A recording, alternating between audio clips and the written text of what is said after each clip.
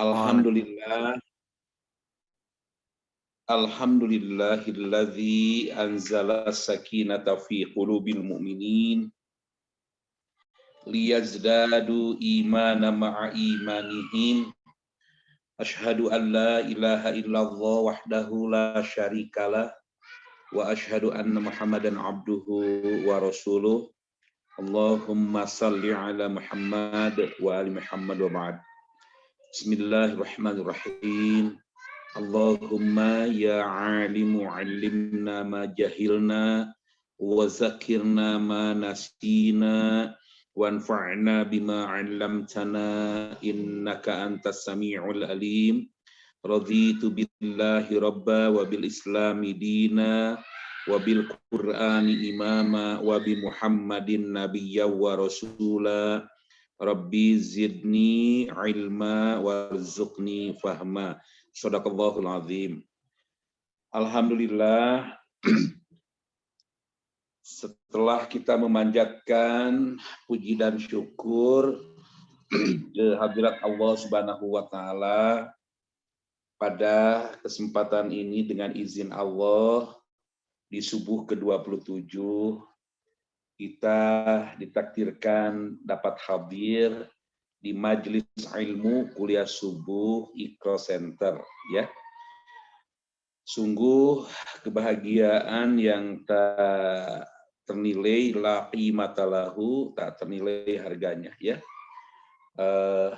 Mulai isya bahkan malam tadi mungkin Bapak dan Ibu baru usai dari i'tikaf di masjid, ya, dalam keadaan cukup letih, ngantuk, tapi ibu-ibu memilih untuk ta'lim, hadir di majelis ilmu. Insyaallah tidak sekedar khairun min alfi syahrin, lebih baik dari 1000 malam.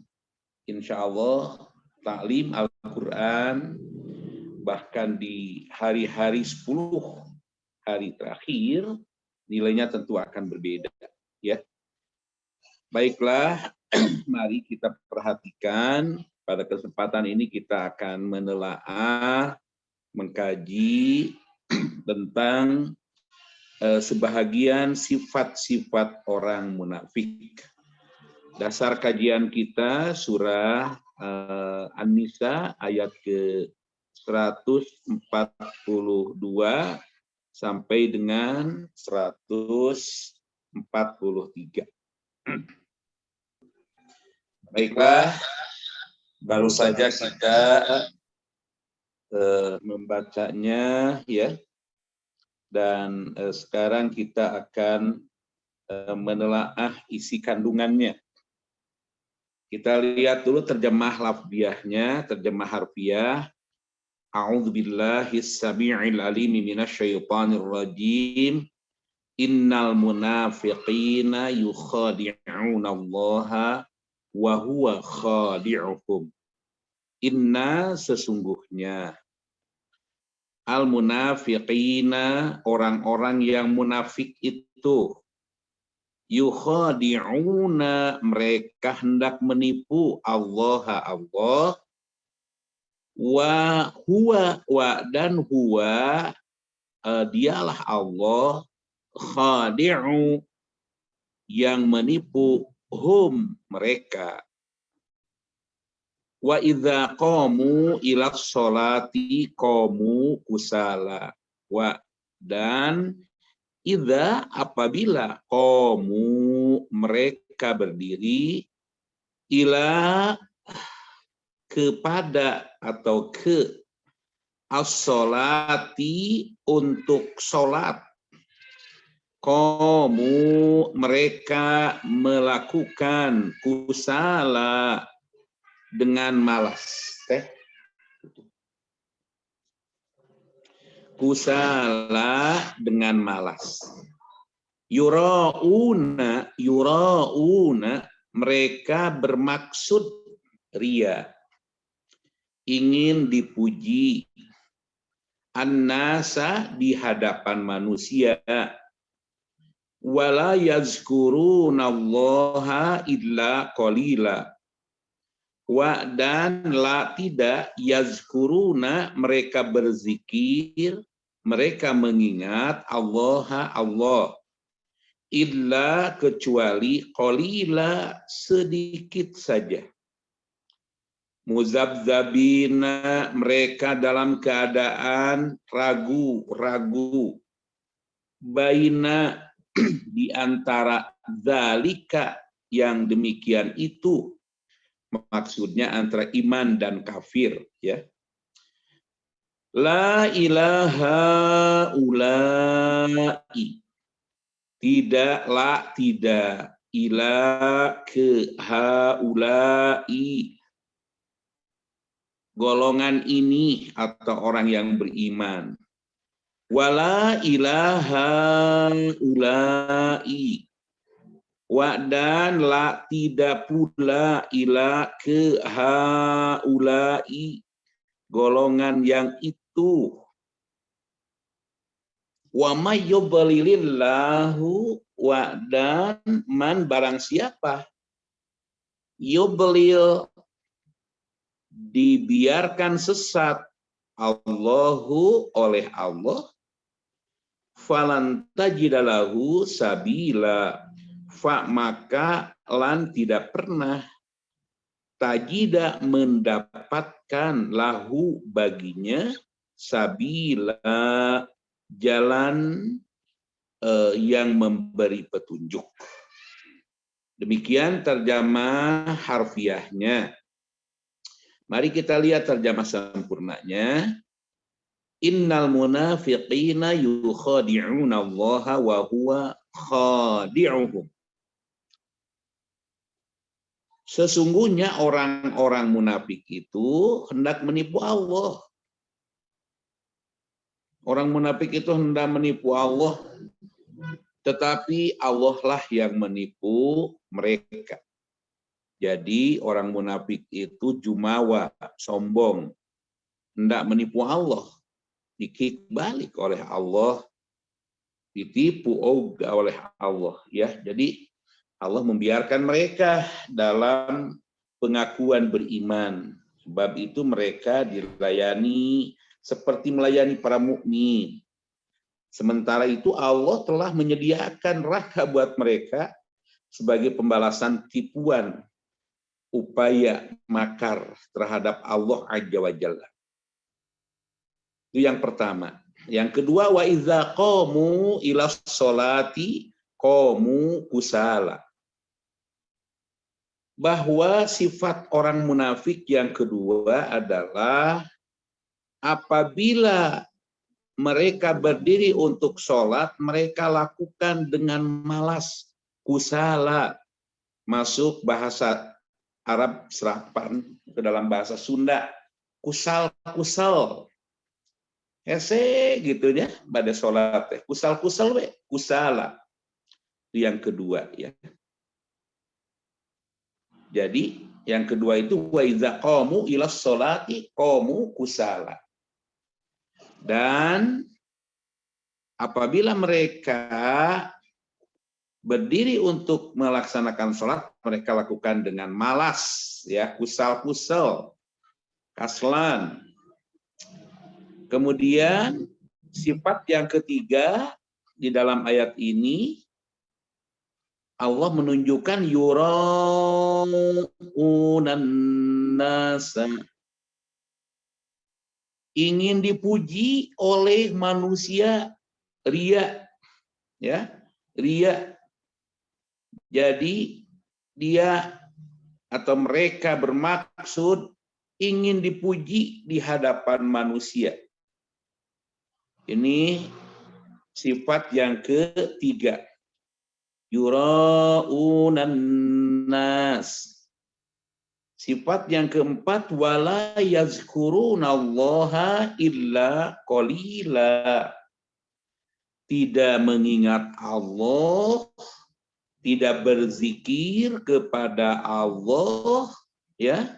Tidak mengingat Allah, tidak berzikir kepada Allah illa qalila, selain sedikit saja, ya, sedikit sekali ia berzikir kepada Allah, ya, sedikit sekali. Nah, 4 karakter di dalam ayat ke-142 ditandaskan seperti itu yang dimiliki sifat karakter orang-orang munafik. Sehingga di dalam ayat selanjutnya dijelaskan muzabzabina baina zalik. Mereka dalam keadaan ragu antara yang demikian itu iman atau kafir.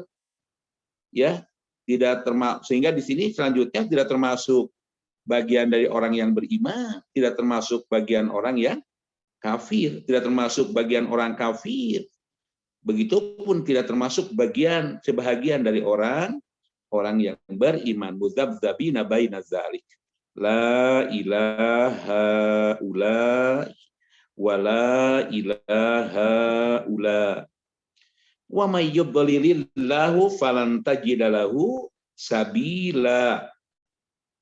Maka Allah Subhanahu wa taala menyatakan, barang siapa dibiarkan sesat oleh Allah, maka kamu sekalian tidak akan mendapatkan jalan untuk memberi petunjuk baginya.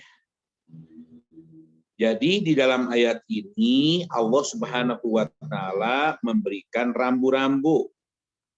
Rambu-rambu yang rambu-rambu itu kita harus menyikapinya dengan lapang dada. Ya, menyikapi dengan lapang dada. Yang kedua, hendaklah kita memperhatikan dan mengevaluasi diri kita. Yang ketiga, ihtiyat, penuh kehati-hatian. Karena di sini dengan tegas dan tandas Allah menegaskan tentang sebahagian sifat atau karakter orang-orang yang munafik. Mengerikan kan, orang munafik itu berwajah dua, ya, berwajah dua.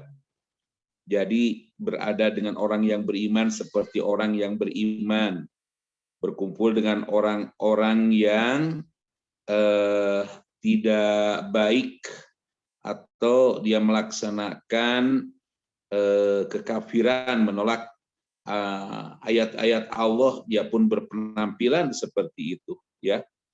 Tidak jelas akhirnya di mana ini posisi mereka, dan ini lebih berbahaya. Orang-orang munafik itu lebih berbahaya ketimbang orang-orang yang kafir. Kalau orang-orang yang kafir itu sudah jelas menolak. Tapi kalau orang-orang munafik ini sangat berbahaya. Contoh, tokoh munafik di dalam sejarah dicatat adalah Ubaidillah bin Ubay bin Salul. Salah satunya. Di samping juga Syas bin Qais, ya. Sungguh mereka itu adalah orang-orang yang munafik, tokoh-tokohnya, mbahnya, rajanya orang-orang munafik, ya. Nah, kenapa disebutkan seperti itu? Karena mereka berlaku dan berbuat dengan sikap dan perilaku yang sangat membahayakan. Abdullah bin Ubay bin Salul bersatu dengan baginda Nabi ketika mau menghadapi pertempuran Uhud. Bersatu dengan para pengikutnya. Kemudian idenya dia menyampaikan kepada Rasul yang mulia untuk menghadapi musuh dalam pertempuran Uhud. Sudahlah, kita bertahan saja di rumah-rumah. Siapkan batu untuk melempar, siapkan panah untuk membunuh mereka, tinggal di rumah-rumah. Tapi Rasul yang mulia menegaskan, aku sudah dibimbing dengan wahyu dan dalam hal ini akan berada di sebuah jabal, adalah Jabal Uhud. Ya, Jabal Uhud itu di Madinah, dan satu gunung yang akan kita saksikan nanti di surga Allah adalah Jabal Uhud. Nah, apa yang terjadi? Sifat dan karakter munafik yang digenggam oleh Abdullah bin Ubay bin Salul adalah pribadi yang buruk, pribadi yang menjijikkan, pribadi yang mengerikan. Ia menarik mundur kawan-kawannya, sahabat-sahabatnya 300 orang. Yang semula kekuatan kaum muslimin dalam menghadapi pertempuran Uhud 1000 orang. Ya, ketika ide Abdullah bin Ubay bin Salul, tokoh munafik, tidak diterima oleh baginda Nabi, maka bukan menunjukkan sami'na wa ata'na terhadap baginda Nabi, tapi ia berbuat dengan amalan yang tidak terpuji. Seperti apakah amalan yang tidak terpuji yang dilakukan oleh Abdullah bin Ubay bin Salul? Mereka tanpa basa-basi menarik mundur secara perlahan, dan Rasul yang mulia langsung tetap teguh pendirian, tidak menyebutkan di hadapan pasukannya bahwa kekuatan kita hanya 700 orang. Sedangkan kekuatan musuh saat itu 3.000 orang ditambah dengan 200 pasukan berkuda, ya, dan 15 orang pasukan wanita. Hindun di antaranya yang menyimpan dendam kesumat terhadap Hamzah, ya. Ini luar biasa. Tapi atas izin Allah, upaya kemunafikan Abdullah bin Ubay bin Salul tidak pengaruh terhadap kekuatan kaum mukminin, kaum muslimin, tidak pengaruh. Dan di sesi pertama pertempuran dimenangkan oleh kaum muslimin. Mereka dalam jumlah 3.215 orang itu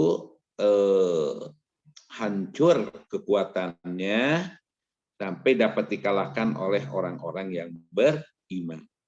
Tapi di sesi kedua inilah bukti sunnatullah, qadarullah, ketika Rasul yang mulia menugaskan 50 orang pemanah jitu untuk berada di Jabal Rumah. Apa yang terjadi? Saat itulah para pemanah jitu bergeser kesetiaannya, dan ke-50 orang pemanah jitu itu turun dari Jabal Rumah, ya, bagian dari Jabal Uhud. Kemudian mereka mendekat Rasulullah yang mulia yang tengah mengamankan harta rampasan perang atau ghanimah, ya, jamaknya gonaim. Setelah melihat hal tersebut, maka Khalid bin Walid mengambil alih posisi dan ia mengorganisir kekuatan orang-orang kafir yang memadu dengan orang-orang musyrik dalam pertempuran Uhud itu. Akhirnya mereka menguasai Jabal Uhud dan balik menyerang kepada kaum mukminin termasuk Rasul yang mulia.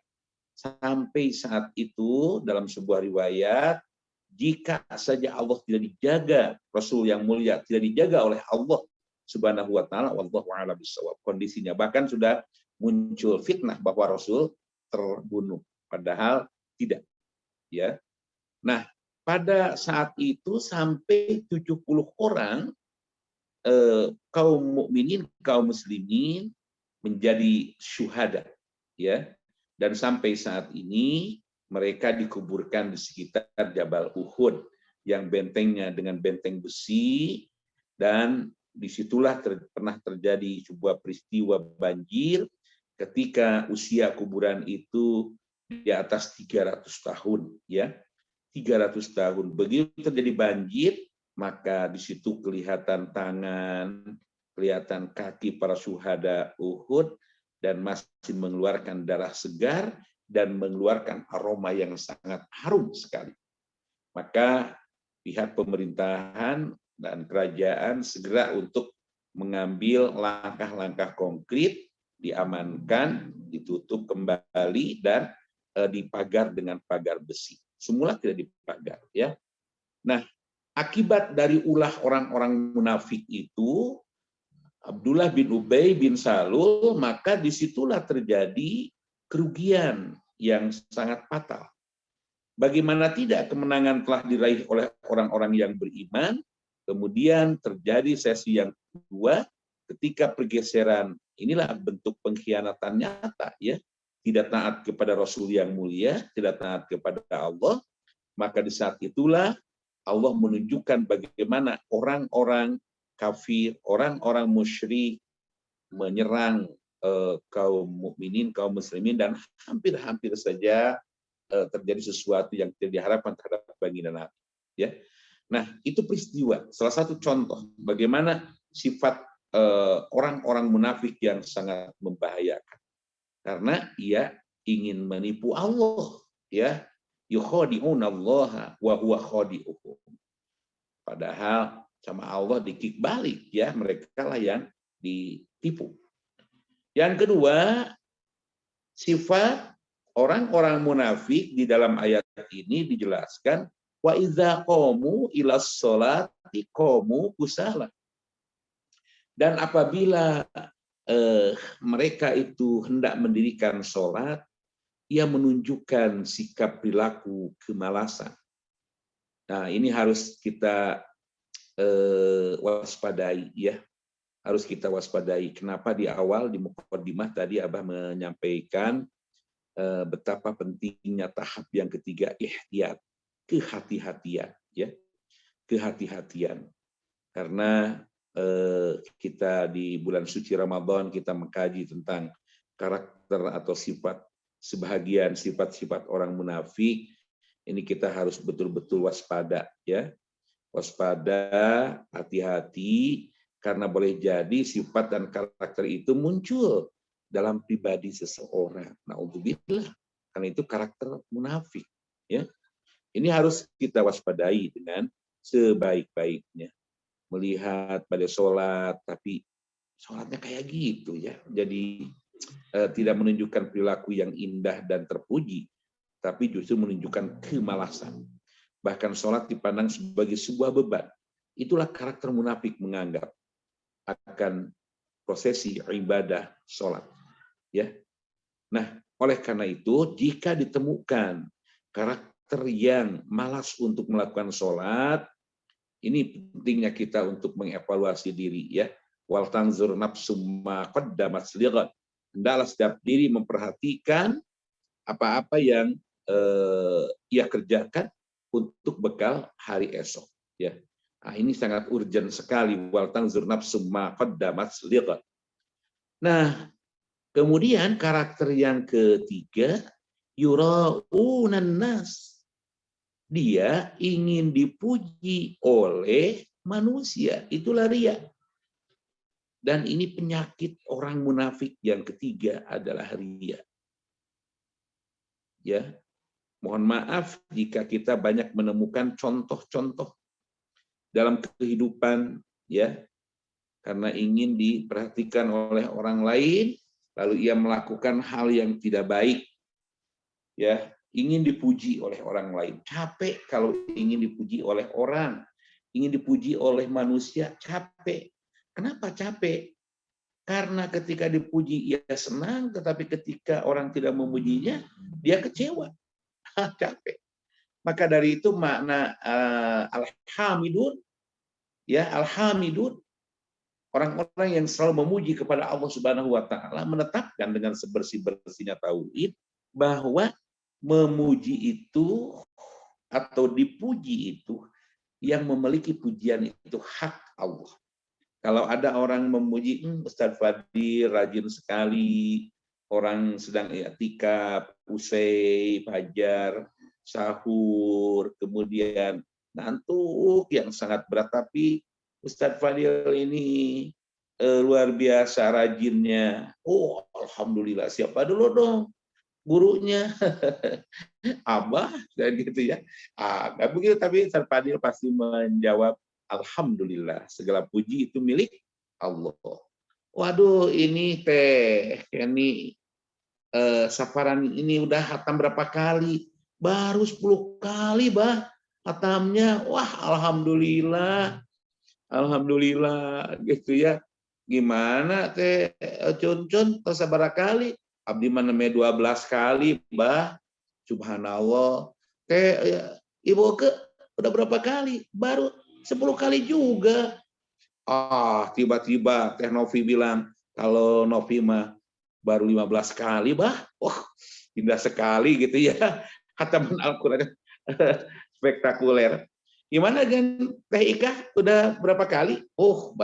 Alhamdulillah baru 20 kali, tapi anu diawasna Al-Fatihah sareng An-Nas awal we jeung ujung. Eta mah beribu-ribu kali ya. Nah, Bapak dan Ibu kadang membaca Al-Quran juga yang membaca Al-Quran saja ya. Orang itu karena dengan suara yang merdu, meni asa kumaha gitu, memang nikmat disimak, tapi hati-hati, tipis sekali, tipis sekali. Bagaimana tadi aku menjadi imam, suaraku merdu tidak? Gitu. Itu juga bukan lagi karena Allah, ya. Tadi jamaah sampai menangis, pemuda-pemuda hijrah sampai terisak-isak karena aku yang jadi imam. Kenapa? Guys tidak ikut dengan aku, kamu bisa nangis loh karena suara aku sangat merdu sekali. Itu jadi imam. Hati-hati sekali itu ya, tipis sekali. Jadi hati-hati karena orang yang ingin dipuji itu habislah amalnya ya, tidak akan menjadi amal-amal yang saleh. Tapi ketika ingin dipuji oleh orang, maka amaliyah kita ini akan hancur ya. Yang keberapa itu? Yang ketiga ya. Satu, yukhadi'un Allah wa huwa khadi'uhum. Yang kedua, wa idza qamu ila shalah qamu kusala. Yang ketiga, yura'unan nas wa la yazkurunallaha illa qalila. Yang keempat adalah wa la yazkurunallaha illa qalila. Tidak melakukan zikir yang betul-betul khidmat dan khusyuk ya. Melainkan zikir kepada Allahnya itu illa qalila, kecuali sedikit saja ya. Karena di dalam Al-Qur'an dinyatakan ya ayyuhallazina amanu ya ayyuhallazina amanu wahai orang-orang yang beriman, apa dia lupa ayatnya itu, lanjutnya itu zikron katsira ya. Zikirlah kepada Allah dengan zikir yang sebanyak-banyaknya. Zikir itu disunnahkan sebanyak-banyak ya. Dan ketika kita melihat betapa indahnya Nabi yang mulia melaksanakan zikir itu, sangat-sangat khusyuknya. Bahkan istighfarnya saja Nabi yang mulia 70 kali, bahkan 100 kali dalam sehari itu. Padahal beliau itu sudah maksum, sudah terjaga, ya, maksum dan terjaga, ya, sehingga sebahagian ulama menyatakan karena Rasul yang mulia itu sudah dijamin ahlul jannah, dia adalah manusia pilihan, dia adalah memberikan teladan yang mulia, ya, jadi tetapi begitu indahnya dia memberikan contoh yang sangat mulia, yakni memperbanyak istighfar, ya, memperbanyak istighfar. Ketika amaliyah di keheningan malam, amaliyah di bulan suci Ramadan, Rasul itu sedikit sekali tidurnya. Dan inilah yang membedakan antara kita dengan Rasul yang mulia. Rasul itu sedikit sekali tidurnya. Kalau kita, sedikit-sedikit tidur orang banyak. Apa dia sedikit baru sahur tidur. Aduh ya Allah, apaan cenah Abah? Upami kulem menuju saum teh ibadah cenah Abah. Mohon, tapi kalau kita rehatnya ya rehat yang ditentukan oleh Nabi itu antara zuhur dengan asar. Sedikit saja. Tidak ini mah habis subuh, lanjut bangun azan zuhur, lanjut lagi dikira azan maghrib, baru azan asar, lanjut lagi azan maghrib, baru buka. Hari-harinya diisi dengan penuh tidur gitu ya. Kalau Rasulullah itu sedikit tidurnya, kalau kita sedikit tidur. Nah ini yang memang harus kita jaga karakter dan sifat orang-orang yang munafik ini ya. Jadi yang keberapa tadi? Yang kelima atau keempat? Yang keempat, wala yadhkurunallaha illa qalila. Dia tidak berkomunikasi, tidak berzikir kepada Allah selain atau kecuali zikir yang sedikit saja. Baik, oleh karena itu Allah Subhanahu wa taala menegaskan akan perilaku mereka mudzabdzabina baina zalik. Mudzabdzabina baina zalik. Mereka itu dalam keadaan ragu antara yang demikian, antara iman atau kafir. Mudzabdzabina baina zalik. La ilaha ulai wa la ilaha ulai. Ya, ini sesuatu yang sangat merinding ya. Kenapa merinding? Karena ungkapan ini penegasan dari Allah Subhanahu wa taala yang demikian terjadi pada karakter orang yang munafik itu, mereka tidak termasuk kepada golongan orang yang beriman dan tidak termasuk golongan orang-orang yang kafir, gitu ya. Membahayakan. Dan di negara Kesatuan Republik Indonesia 5 tahun terakhir, penyebar hoax itu orang-orang munafik, ya. Kader-kader Abdullah bin Ubay bin Salul adalah orang-orang yang selalu berdatangan pada masa ke masa. Di setiap negara dimanapun di dunia ini akan selalu muncul orang-orang yang membahayakan itu, ya. Lain di hati, lain di lisan, bermuka dua, orang-orang munafik dan sangat berbahaya. Ketika dia kerja, kalau ada atasan, begitu semangat. Begitu tidak ada atasan, nggak apa-apalah, nggak ada pimpinan. Budaya jilat menjilat itu dilakukan oleh siapa? Oleh orang-orang munafik. 4 karakter ini yang sangat membahayakan, menipu Allah, sholatnya dengan malas, ingin dipuji oleh orang lain, dan tidak menyebut, tidak berzikir kepada Allah, kecuali dengan ingat yang sedikit saja. Ini harus kita waspadai, harus ihtiyat. Kenapa kita harus waspada dengan karakter ini? Mafhum mukhalafah, paham kebalikan. Dalam kajian tafsir itu ada mafhum mukhalafah. Faham kebalikan dari karakter yang ada di ayat ini, maka kita harus menjauhi aktivitas dan amaliyah yang membahayakan ini, ya. Kita harus hati-hati hendak menipu Allah dengan kedustaan kita, naudzubillah, ya. Lalu kita ketika sholat juga hanya karena mengikuti faktor-faktor ekstrinsik, motif, dorongan dari luar, ya. Sementara faktor intrinsik, motif itu diabaikan. Hati-hati, ya, hati-hati. Maka sifat-sifat yang lainnya, ingin dipuji orang lain, kemudian zikirnya pun sedikit saja kepada Allah Subhanahu wa taala. Faham kebalikannya berarti sholat harus penuh dengan kesungguhan, kehusyuan. Kemudian jauhi sifat-sifat ingin dipuji oleh orang lain, ingin dipuji oleh manusia. Capek ingin dipuji oleh orang lain. Sama dengan capeknya menjadi diri hasad, ya. Ingin dipuji, semangat sekali kalau dipuji. Kalau tidak, sudah lewat, gitu ya. Nah, itu bahaya.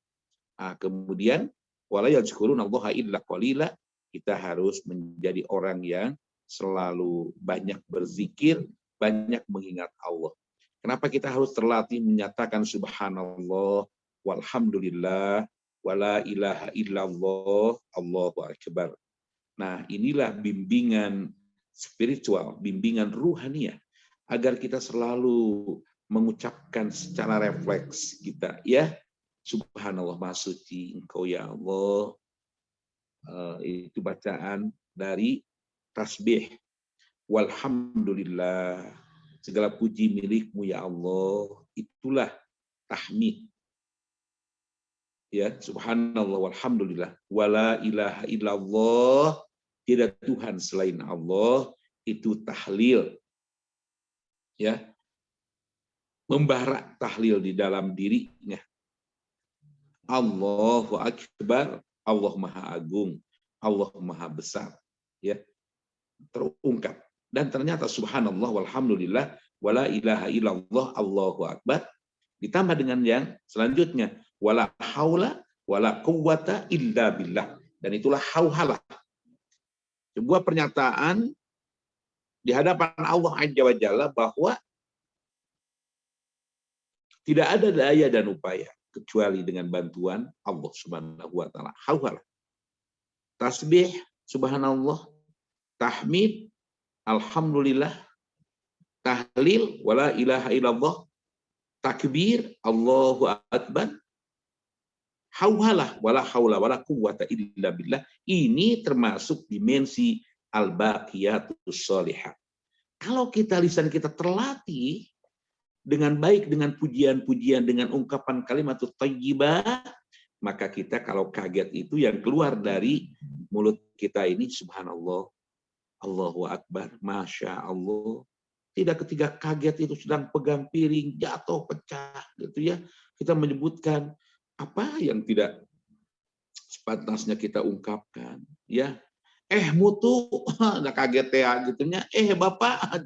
Jadi akhirnya kita dengan panggilan-panggilan ya tidak Islami begitu ya. Persis ketika kita membimbing anak kita ketika bersin gitu kan. Ketika bersin bukan dilatih alhamdulillah ya, mengatakan yarhamukallah, tapi kan begitu bersin hacing sawan uri paras tika jalan meli beasa gitu kan. Sok aya bari sambil kita bercanda ke anak kita, padahal kita diajarkan untuk mengajari mereka dengan at-tarbiyatul islami. Nah, melihat dari mafhum mukhalafah ayat ini tentu kita harus dilatih, ada pelatihan. Pelatihan ini harus kita ikuti dengan disiplin, melatih diri. Kalau Fadil tadi menyatakan nilainya berapa, Bu? Untuk Ramadan ini, cantumkan nilainya itu. Yang terbaik dong menilai kita. Masa kita menilai diri sendiri, memberikan nilai sederhana 7, gitu kan? Nilai kita kalau nilainya A, B, C, D, 3, skala 1 sampai dengan 4 dong nilai kita. Ya. Kalau 1 sampai 10, 10 dong. Kalau 10 sampai dengan 100, 100 dong. Kenapa nggak berani untuk menilai kita yang terbaik?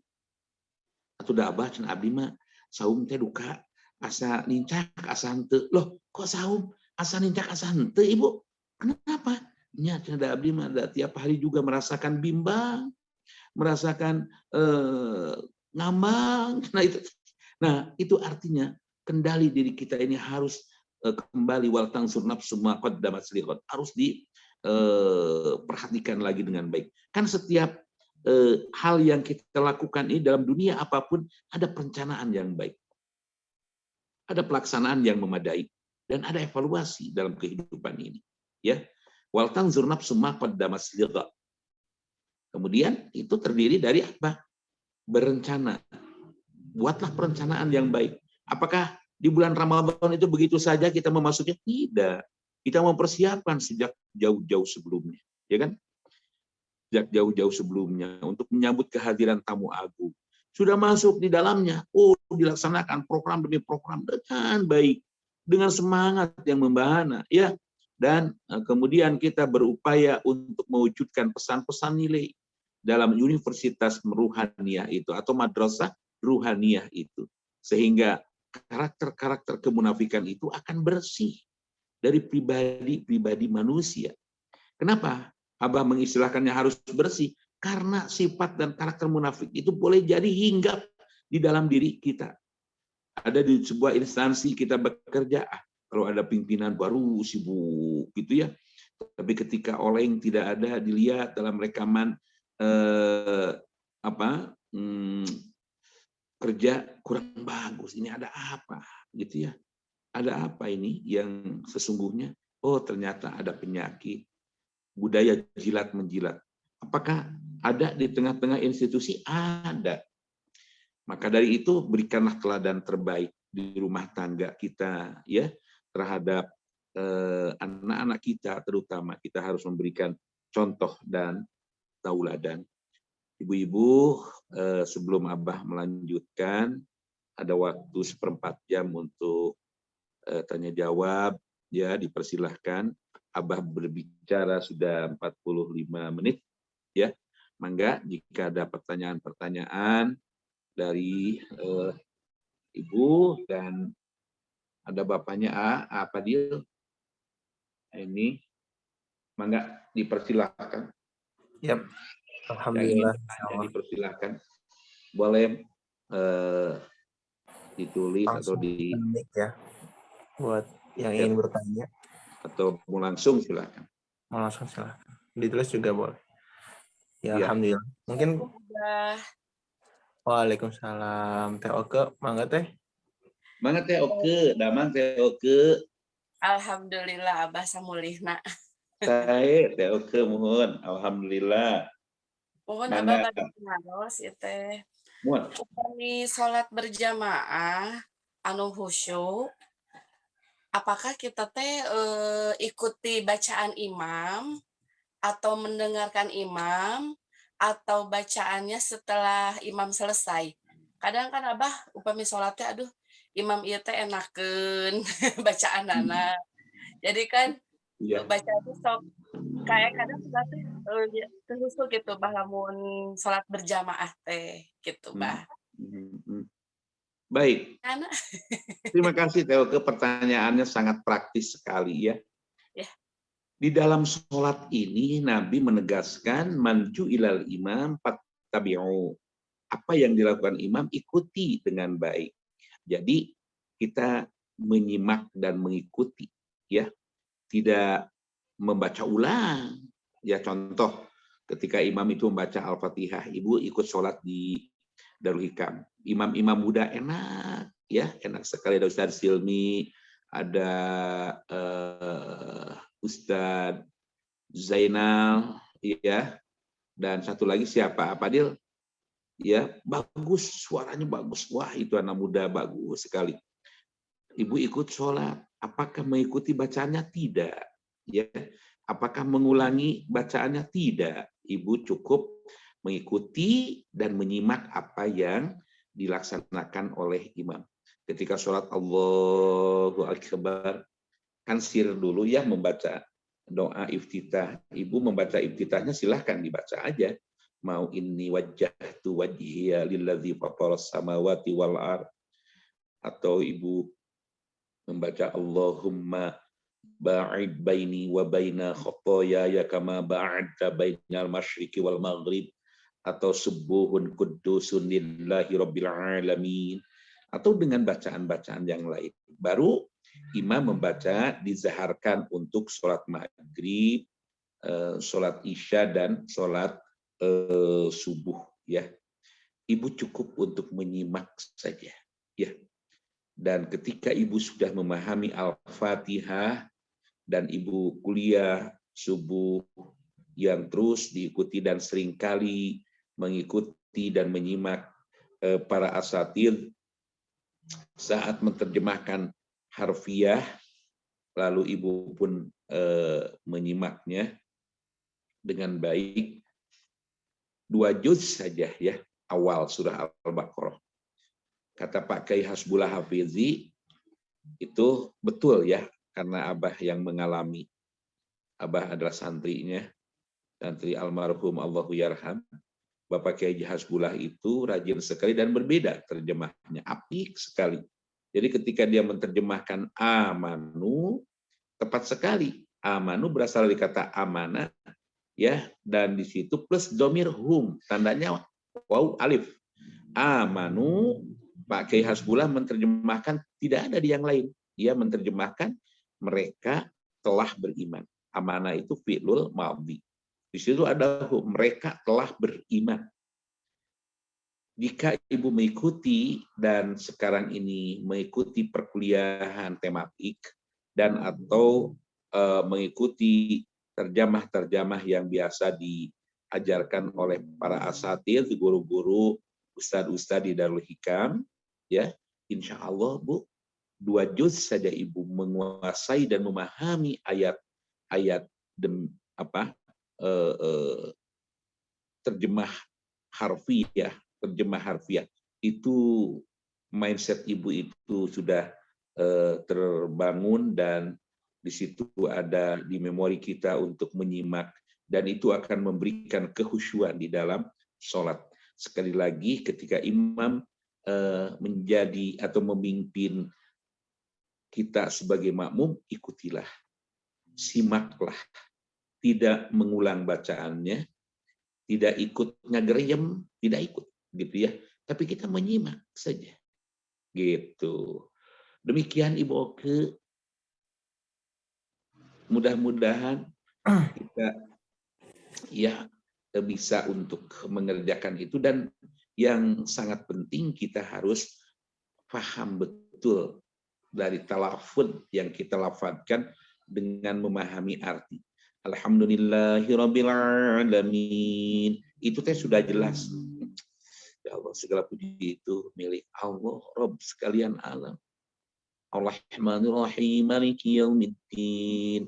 Belum lagi kita indah mendengarkan imam itu, lalu kita memahami betul badai khusyuk kumaha cobi Ibu. Ya kan? Tapi kalau kita ini mulai dari takbir sampai akhir sholat kita salam dan tidak mengerti apa yang kita katakan, kumaha badai tiasa khusyuk. Coba. Ya enggak? Begitu takbir, Allahu Akbar.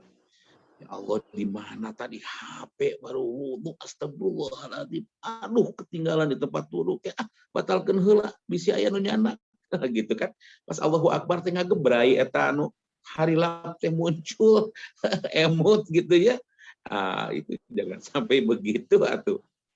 Jadi kita harus memahami dengan apa yang kita baca sekalipun kita bermakmum ya, karena sholat berjamaah itu lebih afdal, lebih utama, dan sholat berjamaah itu bisa ba'in wa 20 darajat, 27 derajat ya.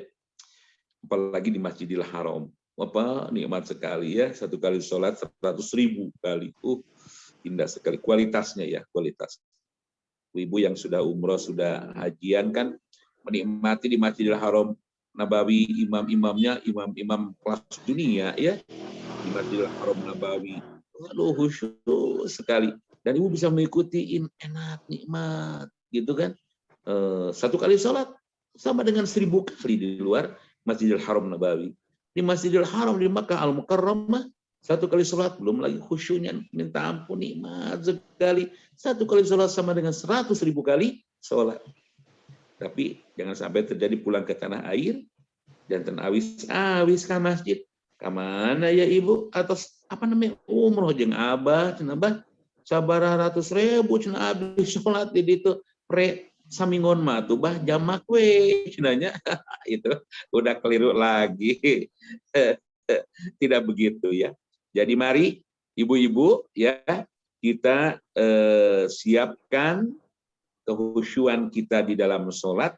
Pertanyaan Ibu mengingatkan pada kita agar kita dapat memahami apa yang kita ungkapkan di hadapan Allah Azza wa Jalla. Mau tes Ibu ketika berdoa? Coba Ibu ngawas doa yang Ibu tidak paham artinya. Rabbi ja'alni muqimas sholati wa min zurriyyati Rabbana wa taqabbal du'a. Dengar tos isina teh. Tapi coba Ibu menyampaikan doa. Ya Rob, jadikanlah anak-anak hamba, keturunan hamba adalah yang sanggup untuk menegakkan sholat dengan kehusyuan dan kehuduan. Jadikan mereka selalu mendoakan kepada kedua orang tua, kepada aku dan kepada ayahanda tercinta dengan kehusyuan doa buat kami dua. Coba sama Ibu dibaca, mana yang lebih khusyuk. Pasti anu ngartos, anu ku Ibu diawaskeun terakhir dalam bahasa Ibu, ya kan? Nah, dalam sholat pun begitu. Ketika kita membaca doa iftitah, kalau Al-Fatihah yakinlah kita udah paham ya. Kalau bacaan yang lain, inna sholati wa nusuki wa mahyaya wa mamati lillahi rabbil alamin, yakinlah kita udah paham itu kan. Tapi begitu doa iftitah, jangan lupa harus paham juga.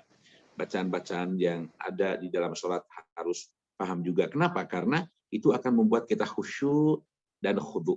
Tadarruan wa khufyatan. Lu mengis hati ke Allah Subhanahu wa taala ya. Atau nuhun Bu ke mangga AA Fadil, mungkin masih ada yang lain. Waktunya masih tinggal 4 menit lagi. Siap, dipersilahkan. Ini mungkin ada pertanyaan selanjutnya. Ada yang ingin bertanya? Mumpung ini ya.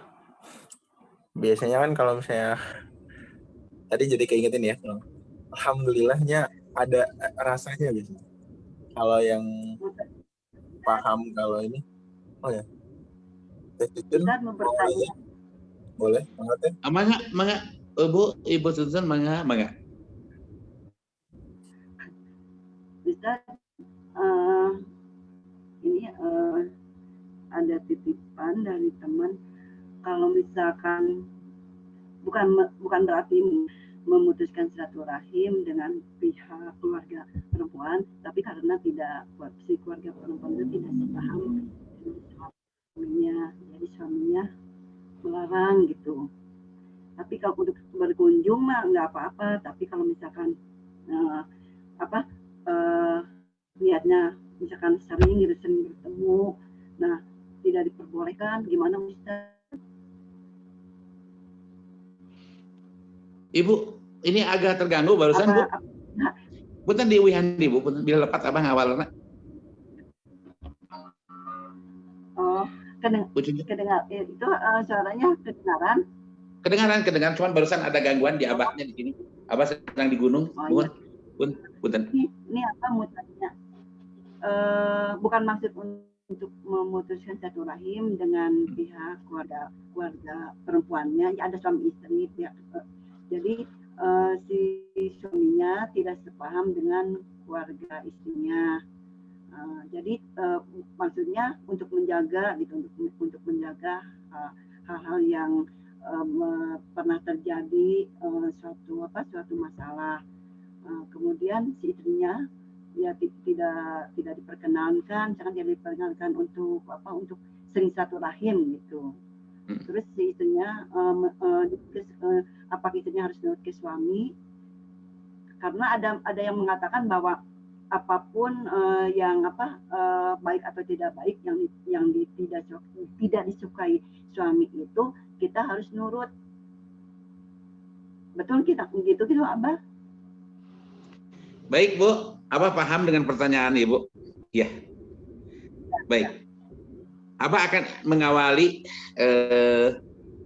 ibu-ibu ya. Ibu-ibu itu sangat mudah sekali untuk menggapai surga Allah. Cukup dengan 2 amalia. Membahagiakan suami dan taat pada suami. Sudah. Kunci surga sudah di tangan. Cukup itu aja, Bu. Jadi apakah taat kepada suami itu segala-galanya? Jawabannya iya, Bu.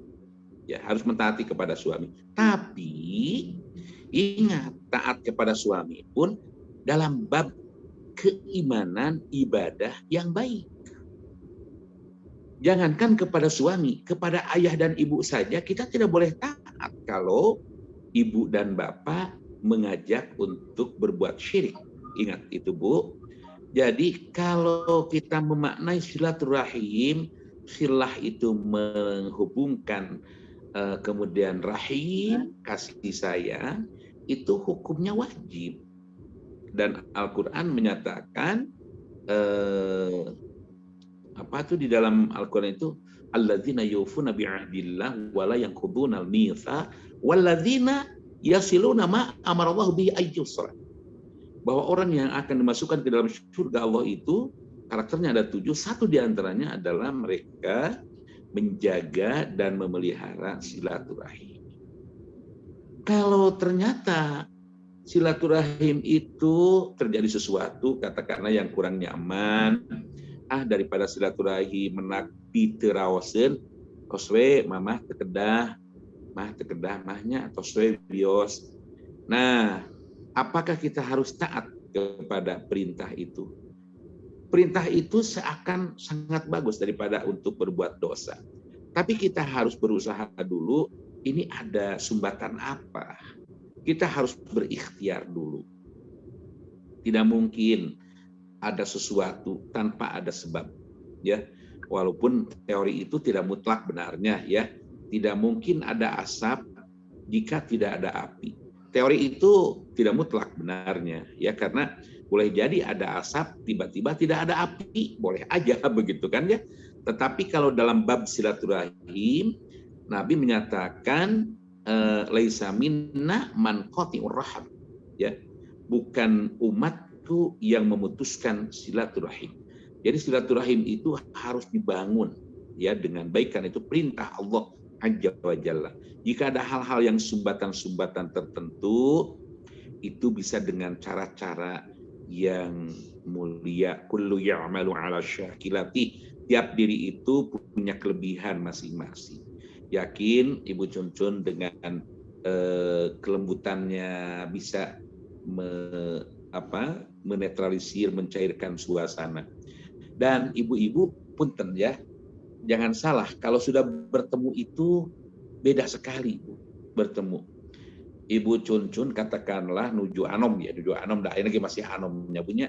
Ibu Cuncun tepang sarang ibu saha dekat taringal ya teh meni opkem we nyarumput.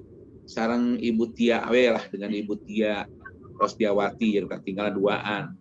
Aya oge teh oke di swear ieu na kieu dinya meni ampun. Bu, Abah itu guru, Abah itu dosen ya. Jadi mahasiswa S3. Punten ya mah, anekdot dulu. Coba Abah teh bagi yang tidak mengonkan, tidak mengaktifkan kamera itu sama dengan tidak hadir, dan oleh Abah langsung dialpakan.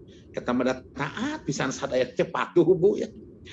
Jadi ingin ketawa juga ya, padahal para pejabat katakanlah ya, tapi di kuliah subuh ini sampai 11 orang meni, aduh mestinya rumput sapali. Da bahagia sami can kulem Ibu.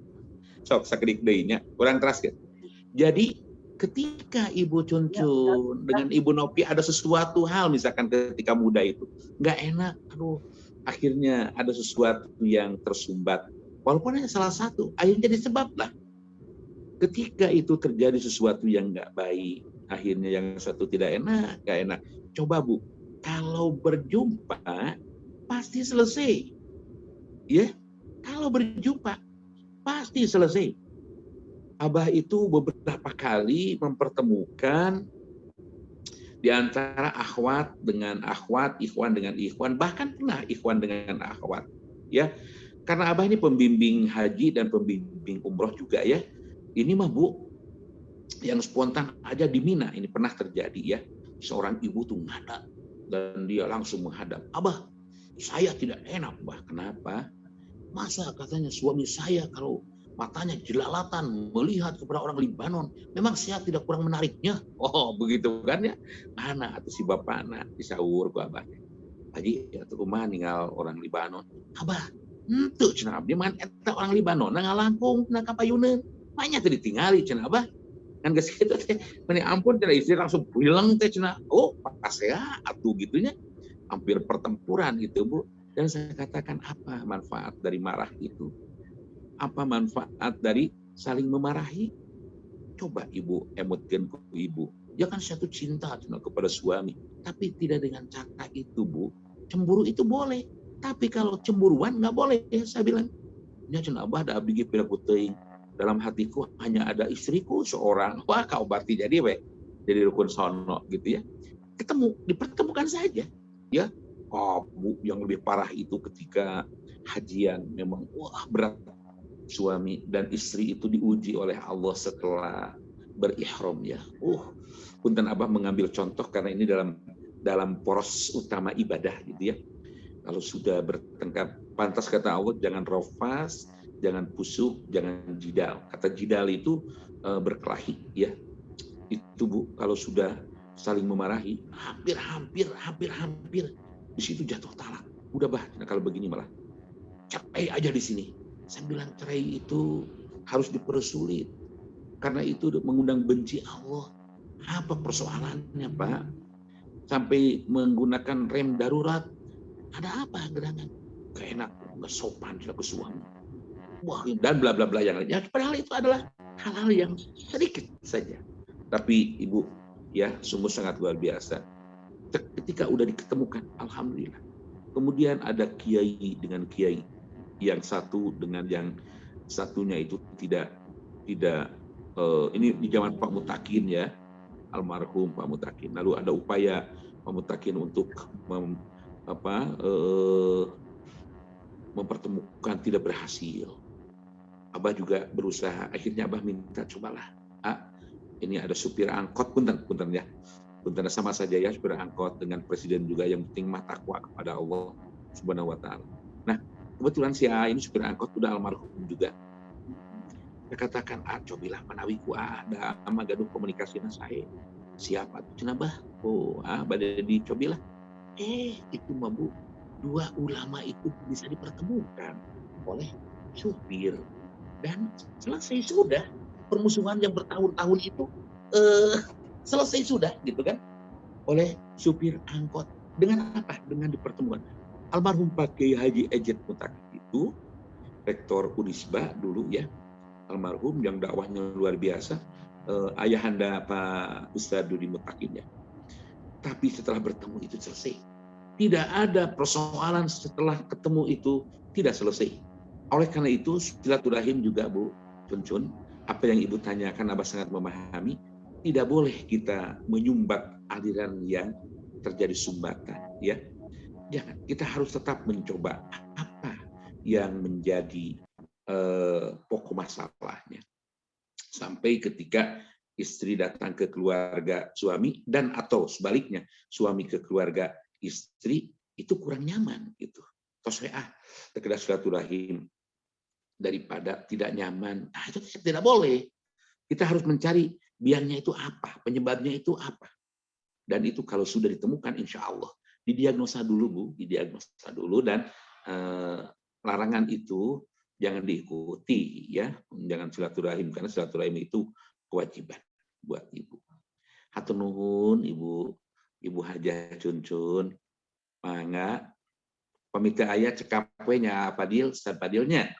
Cekap Ustaz Fadil, sebelum Abah akhiri dan Abah simpulkan terlebih dahulu. Ibu, di dalam hadis itu ada muttafaqun alaih ya, Bukhari dan Muslim yang menyatakan, At-Tirmidzi juga ya.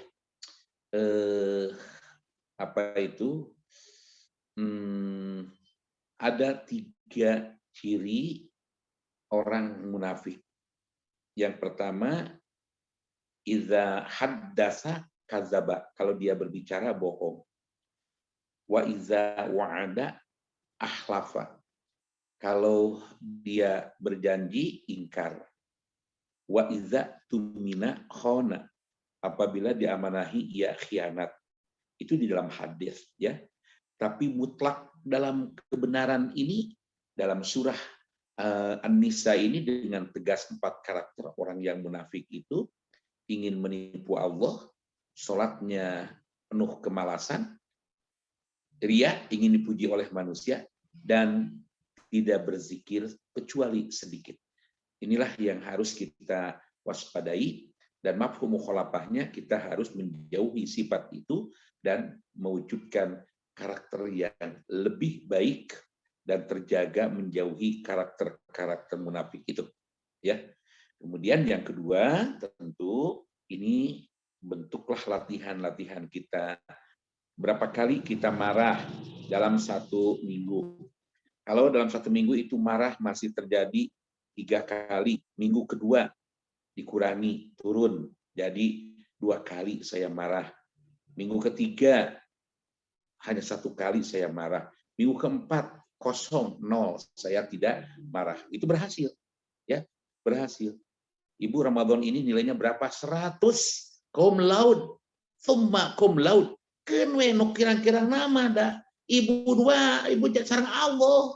Ya kan? Saum itu ibadah yang sangat pribadi. Imamnya nilai 7 gerak. Nama nih pelit-pelit ngasih nilai itu.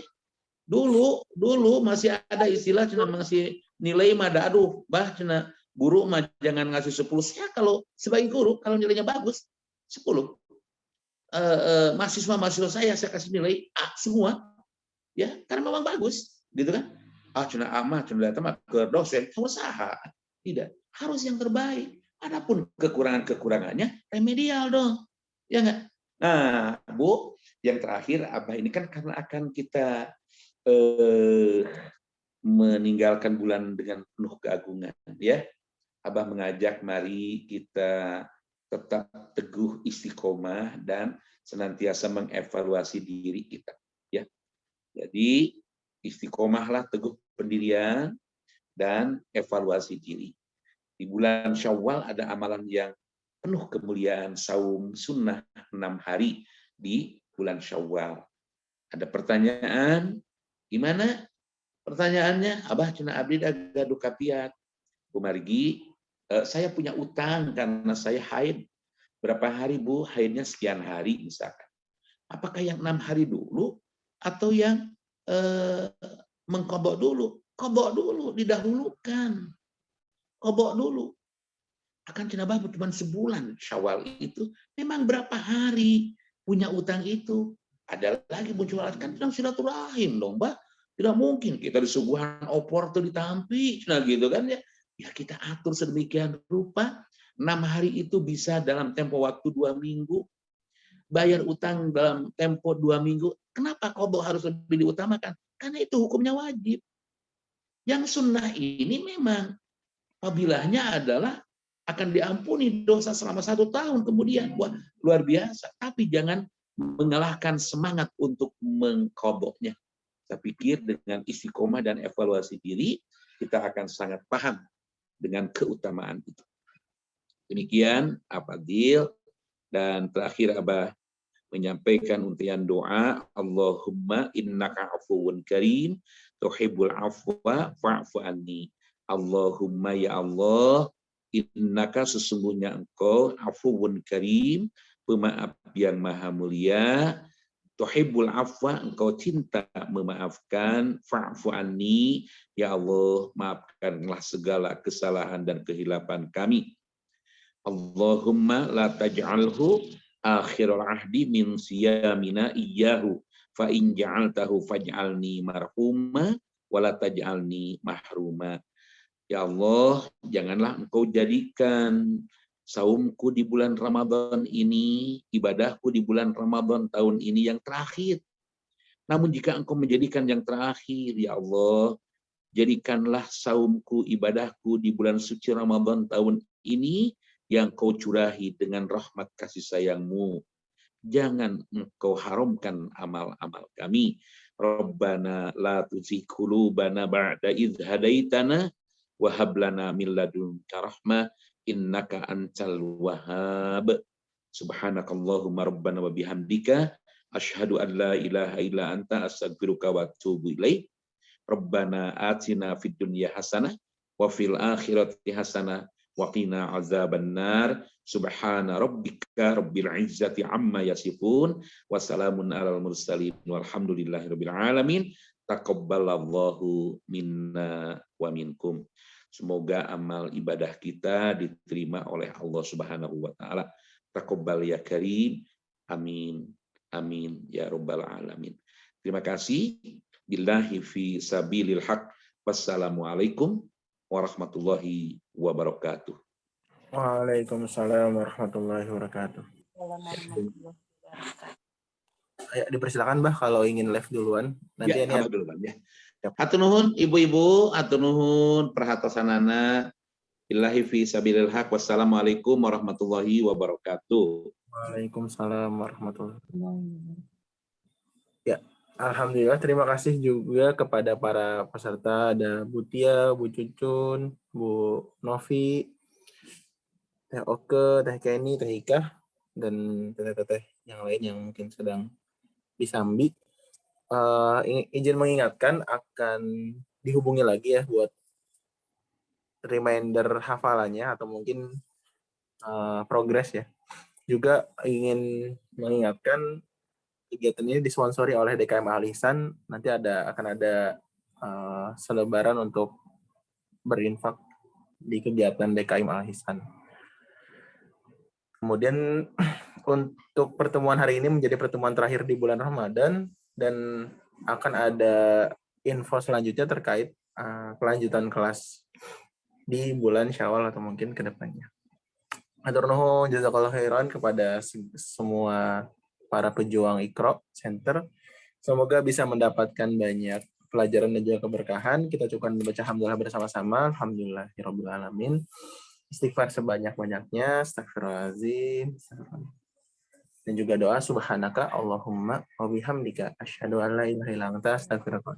Semangat memaksimalkan Ramadan. Semoga bisa happy ending ya, husnul khotimah. Amin. Assalamualaikum warahmatullahi wabarakatuh. Waalaikumsalam warahmatullahi wabarakatuh. Wabarakatuh. Sehat.